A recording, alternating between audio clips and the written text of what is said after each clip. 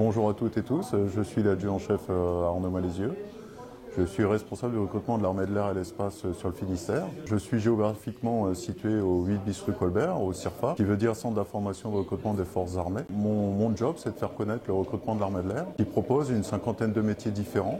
On ne recrute pas que des pilotes dans l'armée de l'air, on recrute même des agents de restauration par exemple, on n'y pense pas vraiment. Et donc 4000 postes environ par an. Là où je recrute le plus, c'est essentiellement des recrutements de post-bac. Mais on peut également entrer dans l'armée de l'air sans avoir un baccalauréat. L'armée de l'air, c'est l'armée la plus féminisée, il y a 24% de femmes dans l'armée de l'air. C'est la 4e armée la plus féminisée au monde. Et donc chacun a sa place, chacun et chacune a sa place. Il y a déjà aller sur le site Devenir Aviateur, où tout notre recrutement est exposé, venir nous rencontrer sur des manifestations de ce genre. On se déplace dans leur établissement scolaire, on peut venir aussi au CIRFA à Brest, ou à l'antenne de Quimper qui est au 44 rue Jean Jaurès. Ils peuvent découvrir également l'armée de l'air et l'espace par le biais de stages. Donc si c'est des stages scolaires ou stages professionnels, il faut au préalable s'inscrire sur internet sur stage.défense.gouv.fr.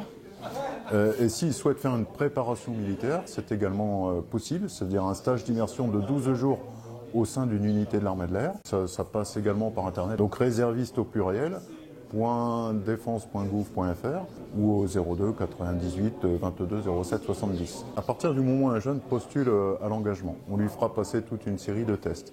Donc une visite médicale pour s'assurer qu'il est apte à servir, des tests psychotechniques axés sur le raisonnement et la logique, une évaluation d'anglais plus ou moins importante en fonction du métier demandé. Le contrôle aérien, il faut être bon en anglais. Le renseignement, il faut être bon en anglais. Pilote, il faut également être bon en anglais. Des tests physiques et sportifs, donc un test d'endurance et de force, des squats poids du corps et puis des tractions pour les garçons, tirage poulie pour les filles.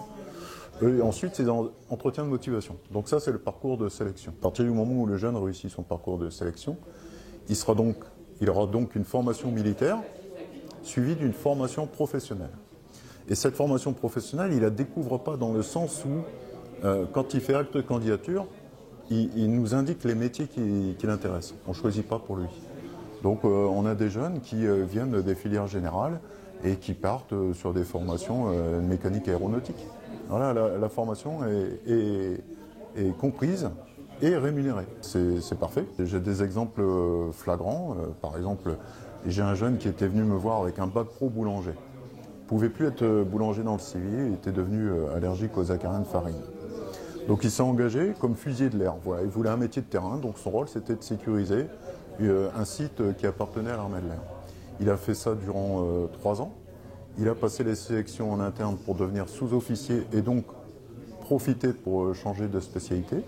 Il a été formé. Et il est en passe aujourd'hui d'être spécialiste dans l'interprétation des images aériennes ou satellites. Il a intégré le monde du renseignement. Donc vous voyez un peu le chemin parcouru. Voilà. Et tout ça en 4 ans. Ça peut amener à tout. Avec de la bonne volonté, on peut accéder à des métiers. Un autre exemple, vous avez des jeunes qui viennent nous voir, sortis de bac, pour tenter les recrutements pilotes. Bon là, ça demande un accompagnement un peu plus long, parce que les tests sont différents, ils sont un peu plus fournis.